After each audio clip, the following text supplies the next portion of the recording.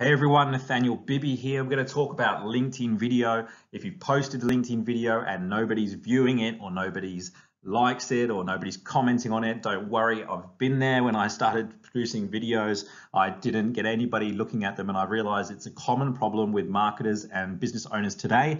And I've been through a lot of the mistakes which I can help you learn from and probably avoid them yourself. So if you want more clients, from social media, from LinkedIn, if you want to get more leads, if you want to build your brand and you don't want to go through the long process of search engine optimization or using paid advertising, and you want to reach more organic customers, then LinkedIn video is the answer. If you're looking for the strategy in order to get people to view your video, engage with your video, and then also contact you wanting to do business with you, then this is a video for you. I'm Nathaniel Bibby. Let's get started. So I'm going to show you some of the mistakes which I've encountered along my journey and how to avoid them. But more importantly than that, I'm going to show you the exact proven strategies that I've used to grow my following on LinkedIn to 28,000 followers, where we're getting thousands of likes and hundreds of comments every time we post. Latest video that I posted got 60,000 views, 900 likes, 250 comments, but it wasn't always that way. It's been a journey. So I'm going to show you the proven strategies that we've used to get there. But I'd like you to stop what you're doing and please go to YouTube right now. Before we get stuck into the content, I want to make sure that we don't skip this step, and I want you to find Bibby Consulting Group, the YouTube channel, and I want you to hit subscribe. And the reason for that is the things that I'm going to teach you today, 30% of it won't be relevant in 2 or 3 months. Online marketing and social media is changing faster than ever before. And in order for you to be successful long term, I need you to keep up to date with what's happening. And the only way I can think of to do that, or the best way I can think of to do that, is for you to subscribe to our new videos that come out so we can update you on the latest strategies that work, the latest features, the latest things that are effective. Because literally, if you came to one of my events 12 months ago and haven't been watching my videos since, your strategy is out of date. It's broken. You've got to keep ahead of the time. So make sure that you subscribe to Bibby Consulting Group. Now, without further ado, let's get started. Well, for those of you that have been following me and following my videos on YouTube or LinkedIn, I do apologize, but for those that haven't come across me before, I just want to give you some context as to why you should listen to what I'm saying, because I've done over 1,000 videos, and along the way I've learned a number of mistakes. We really have failed forward in order to be successful. We've pretty much made every mistake under the sun, and I can if I could give you one gift today, it would be for you to be able to avoid some of the learning curves that I've had to go through. So I'm going to cover the mistakes first so that you can look out for those ones, and then I'm going to cover the strategies that we found to be most effective for LinkedIn video specifically.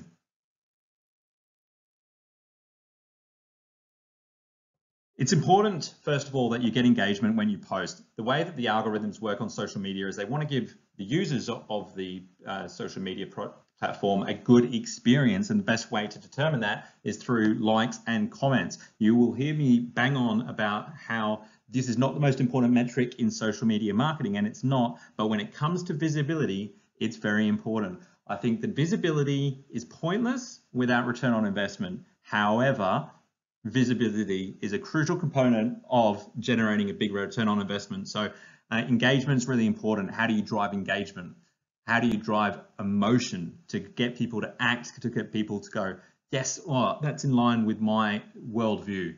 I want to like that, or I want to comment, I want to give feedback, or this guy, you know, I want to become a raving fan. You know, it's interesting, when I used to write blog posts on LinkedIn, I never had anyone come up to me on the street and say, man, I've read your blog post, it completely changed my life. Geez, such an honor to meet you.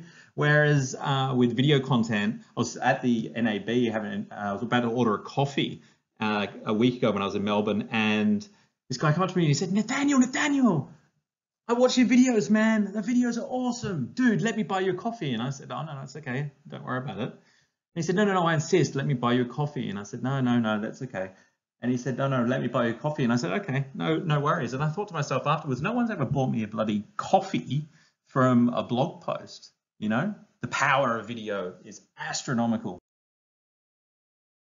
I've released a series called LinkedIn Heroes where I interview entrepreneurs making an impact, and I've managed to reach some pretty high profile guests. This is me with Jules Lund from Tribe. I also got the opportunity to interview Dr. John D. Martini, the behavioral expert who's has been a mentor of mine for many, many years.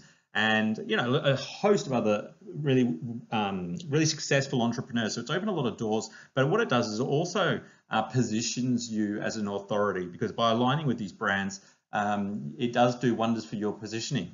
And I recently interviewed Olympic gold medal winner Stephanie Rice, who broke 3 world records in Beijing and won 3 gold medals for Australia. And to be at the point where you're being put in the same peer group as those sort of achievers, it means that you become an industry leader and become a thought leader and become somebody that is sought out, rather than you having to seek out prospects to work with. And so I used to generate leads by knocking on doors, sending people messages, making phone calls. Whereas now it's the opposite way around. People are contacting me, and I'm like literally qualifying and working out who I want to do business with, and I'm charging a premium pricing. I'm able to deliver more value, and it's a much more value-driven way of running a business. And I think that most business professionals or even marketers never get to the point where they get to experience what it's actually like to run a business that way, because they're so stuck in the mentality of having to go out and drum up business. The relationship that you build with your following when you post video content is a much deeper level connection than you can otherwise. And people really appreciate when you deliver value without asking for anything in return. You'd be surprised how many leads it can generate when you put the call to action in there. All of a sudden it's like, he's asked me to do this. I don't know if I want to buy. Whereas if it's something that it's not, you're not necessarily have been asked or invited to have, people want it more, and those direct messages start to come in. And that's where I like to measure success. The likes and comments, I do not measure success here. They're important metrics for visibility, but they are vanity metrics. I measure success with the leads, quality of leads I get, the volume of business that we get in terms of dollar amount, and also the value that we add to those businesses, how in line they are with the value proposition that we offer, the service that we offer as well. So knowing your target market is really important. Obviously, build up a large following as part of this process. I've got 28,000 followers. Please note that these necessarily aren't all my connections. I changed the main button on my profile to be follow, not connect, a while ago. So a lot of my connections aren't necessarily following me, and a lot of my followers aren't necessarily connections. So it's a good chance that if you combine my connections and my followers, it's closer to 40,000, and they'd both be seeing content. But again, it comes down to your ability to reach your followers. You could have 300,000. I met somebody that had 500,000 followers because he grew his following really quickly when he first started LinkedIn. But it's getting no engagement. So at the end of the day, if you're not getting any engagement, that means you're not reaching a decent portion of your followers, because LinkedIn's only going to show you to a decent portion of your followers if you are actually getting engagement. This is what I like to see after posting videos, and videos are not necessarily anything to do with services that we offer. Don't have a call to action. It may just be a video, one of my Ask Nat episodes or one of my LinkedIn Heroes episodes, but it keeps me top of mind, positions me as authority, and people see the social proof.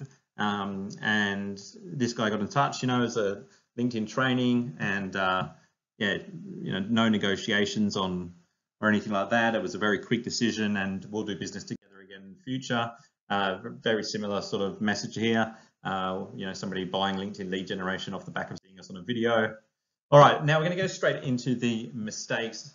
Number one, first and foremost, you need the right equipment. Anyone who tells you that you can just do it with a telephone when you're at the beach, this is a professional network. LinkedIn is not Facebook. It's not Instagram, okay? If you come across professional, it builds trust. It's perceived professionalism. It's really important, and I all suggest that you should be getting professional video production done. And if you can't afford it at the start, at least get your audio and lighting right from right from the get-go, because this is your professional brand. How can you expect to charge a premium when you're not even delivering a premium standard of content? So many content creators are getting this wrong, and they wonder why they're still getting drilled down on price. Well, if you're going to post videos about your dog in your bedroom on a Saturday, it does lower your perceived value as a professional. I'm sorry, it just does. That's the way branding works in the professional world. So get the right equipment.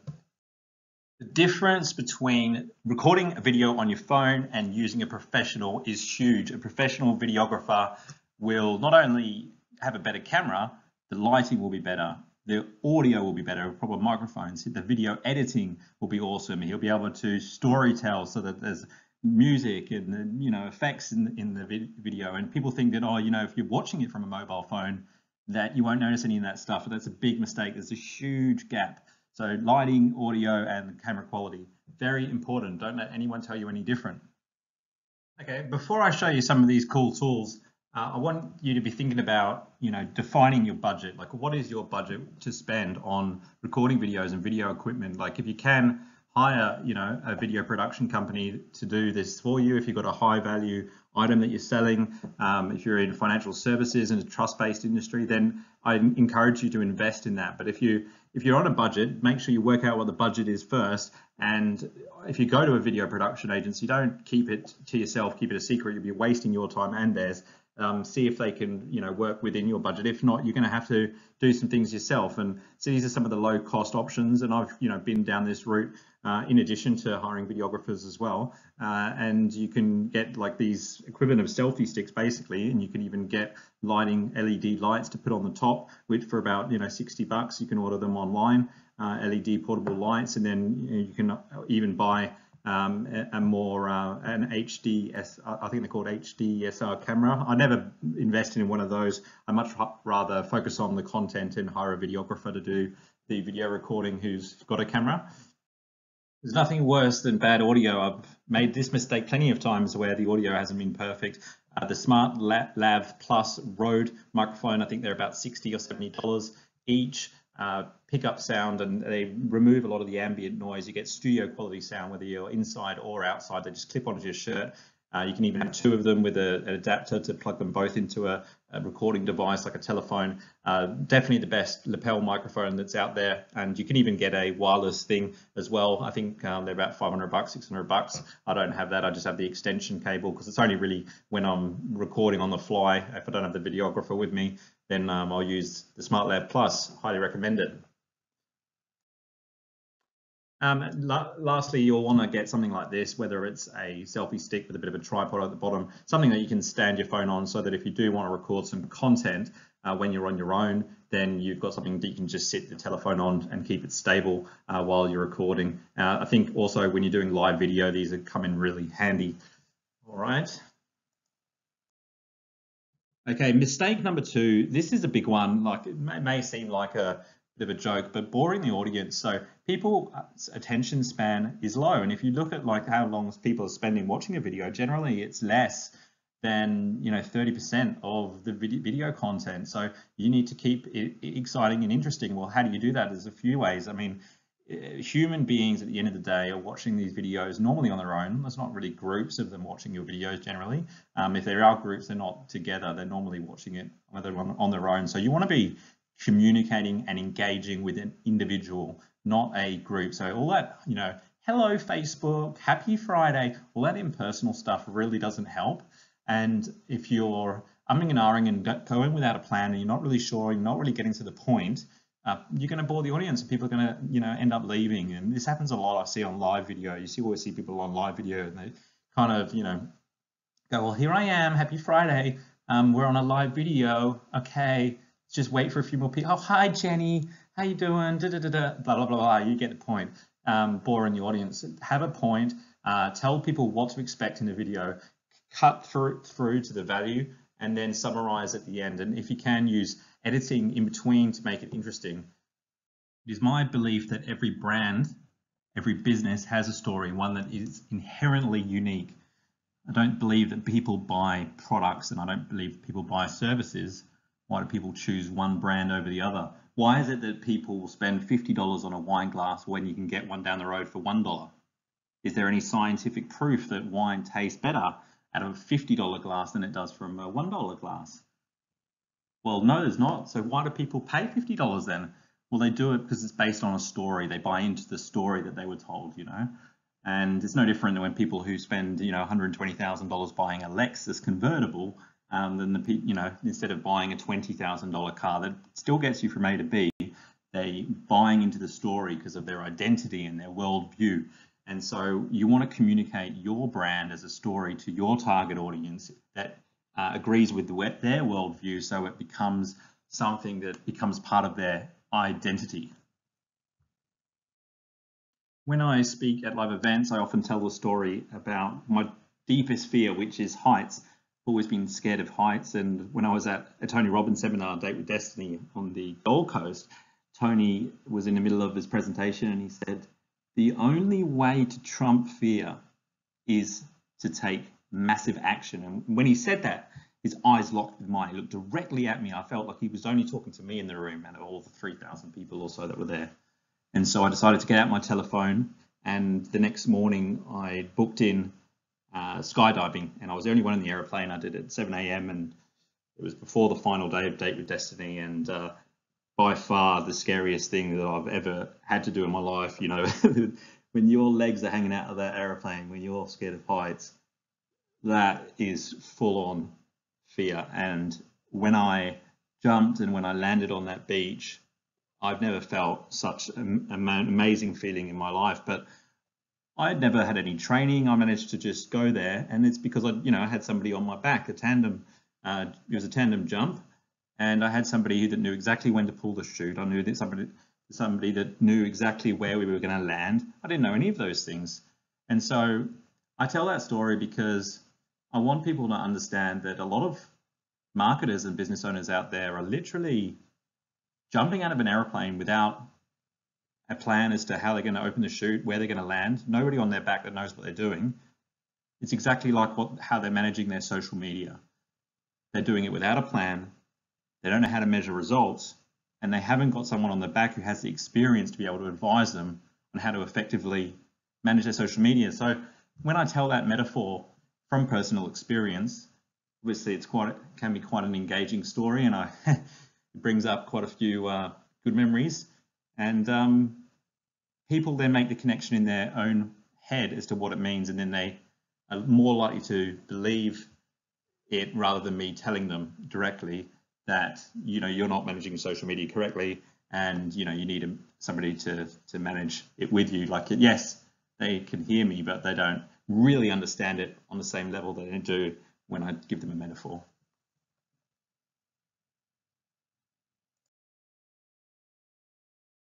So what makes a good story? Personal experience is a good one. It doesn't necessarily have to be a true story. It can be a fable. I know that there's one about being successful, and the guru tells the guy that wants to be successful to meet him at the beach, and he puts his head under the water, and it goes on and on and on. And he says that, when you want to be successful as much as you wanted to breathe, then you'll be successful. So those sort of things, like, build suspense and do hammer home a point. All those kind of things work really well in videos. And I think that with every video you do, it's be good to try and tell at least, one story, even if it's just something as simple as, I was on the way to work today, and I had a phone call from a client who asked me this question. So it gives some context as to why, you're answering that question in the video, for example. And so I think stories apply to every area of marketing, and we don't tell enough of them in LinkedIn video, so something to think about. Editing really is storytelling. Like, when you cut from scene to scene, it can really set the tempo.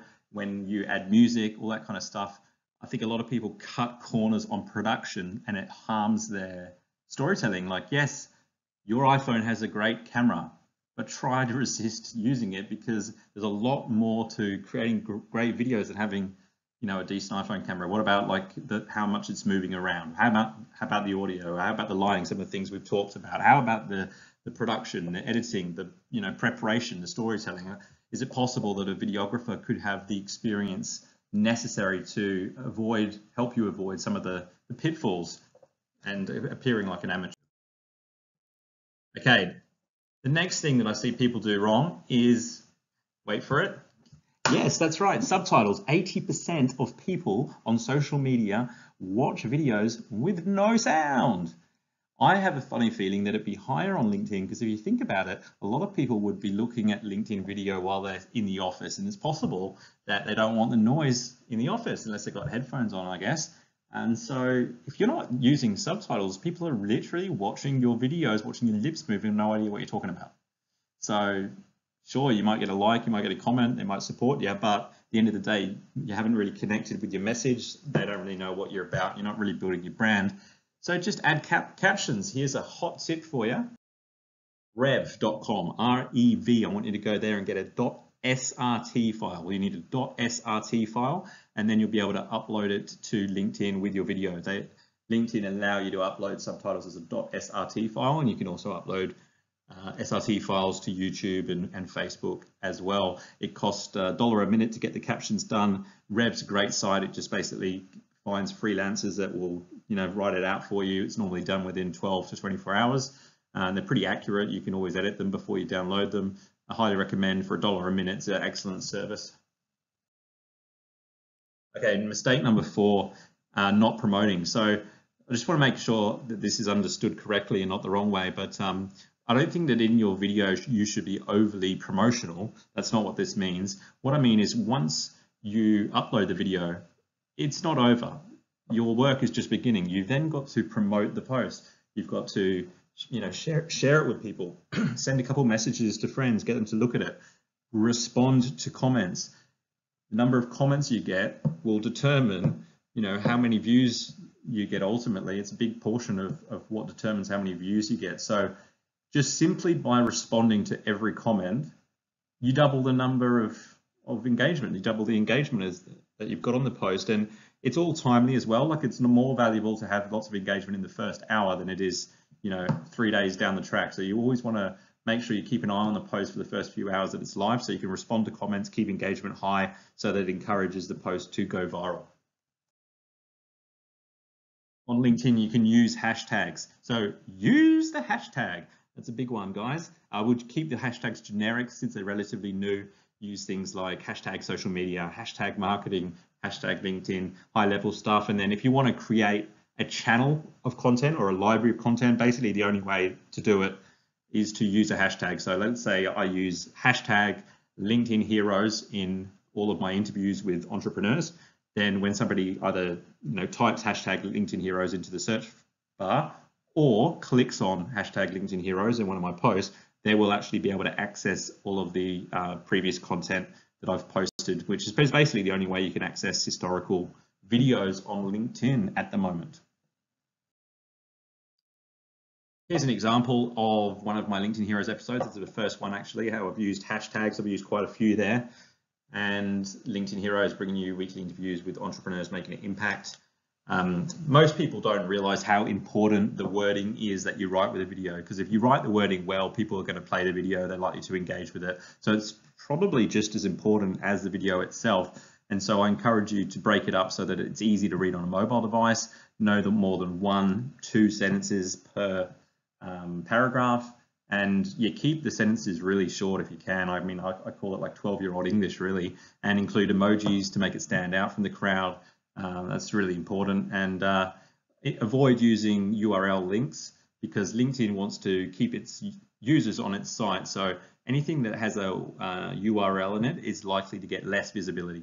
If you really want to have a URL in your post, then I'd encourage you to edit your post later and put the URL in later after you've originally posted it. A little hack that you can use to get engagement quickly is to make some tags. So tag some people that are in the video, or tag some people that are relevant to the video. Don't just tag people for the sake of tagging. That's basically a black hat technique that will not work in the long run. But if you like need to thank some people for contributing to the video, or the person that, the videographer, or the person that you're interviewing, tag them, and then they'll get notified, and then they're likely to engage with the post quickly, which will help your virality. Number 5, not being consistent. Consistency builds trust. Consistency gives people an expectation. So if people get the expectation you're going to give them a video a week, and then one week you give them 5 videos, and then you give them 1 a month, they're going to lose trust. And people want to know what to expect. I mean, there's no right answer, like it's 5 videos or 1 video a week. It doesn't really matter. It just matters, that people know what to expect. And same goes with your content. The video should be in similar style, and you should follow a similar format so that someone's not, watching a 1-minute video 1 minute, then a 45-minute video the next. I know you can't do that long on LinkedIn, but just as an example, because people have a certain taste, and if they're getting a different thing each time, you're basically just going to capture no one. Not only that, but you're not going to get the return on investment because people buy from people they trust. This is elementary, but most important thing on social media is building trust. Now, if you're struggling to come up with content ideas, may I suggest that you plan your year in advance, come up with some high-level verticals that you can use so that every week you've got something to create content. A great example is #AskNat. Here's a solution, is to come up with like a hashtag like AskNat, where I've got questions from the audience that are coming in. Who better to come up with content ideas for me than my audience? And this is just one idea. So if you create like a series or a show, or like an idea where, I don't know, you maybe interview a person every week, or maybe you do a 1-minute tip every week, or you share what you're up to on Sunday evening, and it's a Sunday rant. I think Tom Panos does that. Whatever it is, so that you have the same thing every week, and you don't have to constantly come up with ideas of what video can I do this week, because you've already got the high-level vertical in place. LinkedIn Heroes, great idea as well, where I'm interviewing entrepreneurs who generally have quite a decent social media following. Obviously, they share it with their network. It's very interesting, whereas I can find people that educate, inspire, and entertain, and we have a bit of fun as well. Always ask guests on the show what their favorite hero is, who they would be if they could be a hero, and why. So we have a lot of fun with that. And I've got some big names, like some guys that, Jules used to be a celebrity, used to be in the TV and radio business, and now he's a celebrity in the entrepreneurial world, founder of Tribe.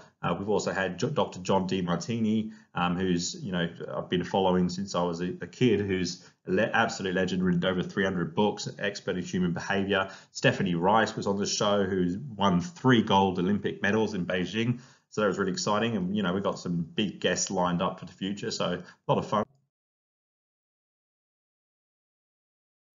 And also inspiring a lot of people as well. Some of the comments and the messages that I get after these interviews are, it's really built quite a close relationship with my. Okay, 6. This is by far the biggest mistake and the most popular mistake, and this is the one I see most people make, and that's not getting started. So don't let the equipment or any of the things that I've mentioned hold you back from getting started. You really want to get underway, because the quicker you start, learning, the better. And yes, you will make mistakes. It's not going to be perfect from the get-go, but the more you do, the earlier you start, the quicker you'll get there, the faster you'll get results. And I can tell you right now, most of your competition aren't doing it because they're scared to get started, scared of what people will think, they're scared of making a mistake, they're scared of failure. So if you, bite the bullet and get started, then you'll be better than they could ever be in no time, and you'll gain a competitive edge because there's less competition in the marketplace. Okay, so I started a business 8 years ago in LinkedIn marketing. These are some of the clients that I've worked with. I've helped everything from small businesses to large business-to-business clients generate leads on LinkedIn, and now we're helping them with content marketing and video marketing. So we offer lead generation service, personal branding, and also now I have a private client group which is limited to 10 people who I coach and mentor privately to become thought leaders. This is me at LinkedIn's office, must be about 5-6 years ago. Look like a baby there, but you'll notice that the LinkedIn logo is made out of flip-flops, which means we're in Sydney, Australia. And yeah, I think that I decided to specialize in LinkedIn really because it's the largest business network out there in history. It's over 700 million members now. It's growing at 2 members per second. And we're finding that businesses trust LinkedIn as a resource for information when making decisions 3 times more than other social channels. So there's huge opportunity to influence buyers in the business-to-business and professional landscape. And if you're building trust with high net worth or high level C-suite executives, LinkedIn is definitely the place to do it. The secret of getting ahead is getting started, said Mark Twain. So you want to basically get underway as soon as you can. I'd encourage you to, like I said before, follow Bibby Consulting Group on YouTube. We do have more videos about how to optimize LinkedIn video, how to get clients out of LinkedIn video, and how to generate return on investment from your LinkedIn marketing, but also, some tips on how to do your LinkedIn marketing, lead generation, how to use LinkedIn advertising, and all that kind of stuff. I'd encourage you to connect with me on LinkedIn. My name's Nathaniel Bibby. You should be able to find me relatively easily. And I'll finish with this. Richard Branson, the most followed person on LinkedIn, says, have passion for what you do, believe in yourself and your product and your customer, persevere, delegate, listen, have fun, do good. I'm Nathaniel Bibby, bibbyconsultinggroup.com.au. You have a fantastic day and thank you for watching. Don't forget to let me know what you think in the comments. I'd love to hear from you. Bye for now.